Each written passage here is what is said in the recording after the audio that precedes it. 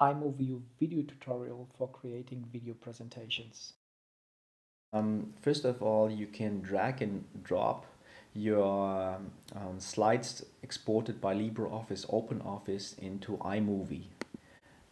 Here you see the generated slides. So maybe image 5, you drag and drop it into the video track and it appears in the track. By default they have a length of 4 seconds. Every slide should be extended with a duration of 2 minutes. So here is the information on the track. It's 4 seconds and you extend it to 2 minutes and cut it to the length of your audio comment. So there the length is extended of the video slide. There's one thing you should be aware. The default of iMovie for images is that it zooms in and zooms out for every slide.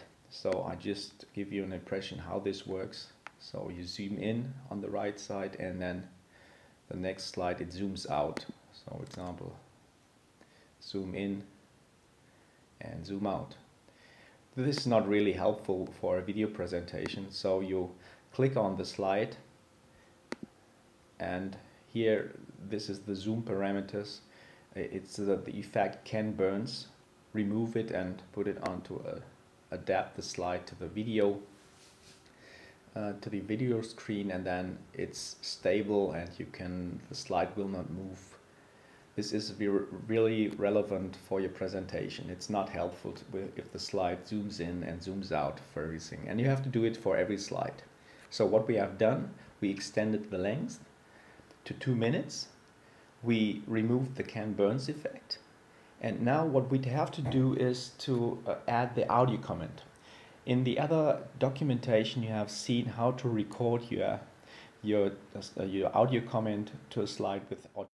With Audacity, you recorded your audio comments into an MP3 file, which is available in that folder. Then you take the slide comment for slide 8 and drag and drop it on the video slide. So here it is. And then the audio slide is added. And this is 42 seconds long. And then we go to the end of the audio track and cut the clip.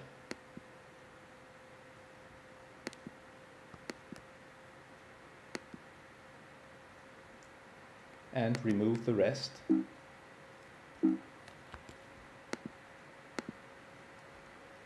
And then you do this for every slide, and then the video presentation is finished. Please keep in mind that you do not exceed the 100 megabyte limit for the slide and the 15 minutes length slide. So even if you extend it to 20 seconds, then YouTube upload will not accept the video.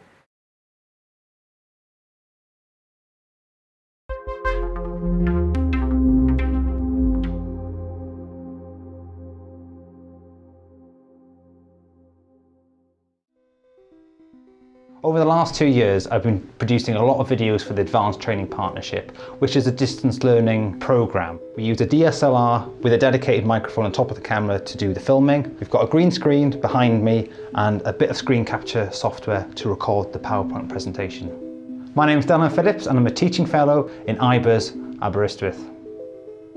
We needed to make these videos because we were beginning a new distance learning program in IBERS and needed to find some way to record and capture lectures and tutorials and guidance to the student. We wanted to develop something that was also quite professional looking, so when it went out to the students they would go, oh, that's a good way of delivering that information.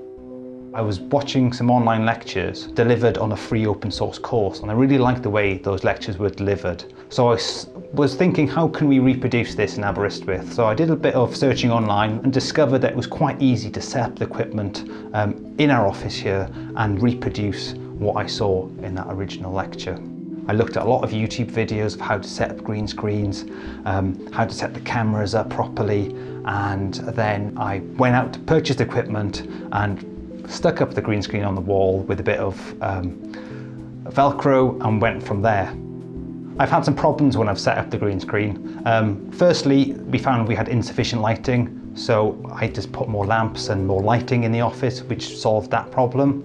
Another problem is when the green screen was delivered, it was quite creased and wrinkled, so I had to bring an iron in and iron it flat, which really helped to take out all the shadows and the dark patches off it, which really improved the quality of the video. I've also had some problems with the audio. So we found the dictaphone is picking up a lot of noise from the table, like the mouse motions and everything. So we found a little bit of cheap foam really helped with that. The results we're getting now are very good. I feel we've got to a point where they look quite professional. The video is nice and crisp. You can see the slides and the speaker really clearly. The audio is nice and clear. And the important thing is as well is that it's quite reproducible. So we find we can make many of these videos and keep quite a consistent quality throughout. And looking back, we've come a long way. The students give us really good feedback about how they can connect to the lecturers far more. It's almost like they get to know us as tutors and lecturers on the courses now. And when we come to meet the students, they feel like they already know us as a tutor because they've watched so many of the videos. If I were to offer some words of advice to others thinking about including more media or producing more media for the lecture course, I would be really encouraging and say, although it's a bit daunting to start off with, the technology isn't really that difficult and it's really easily overcome many of the problems. And the thing I'd say is just try.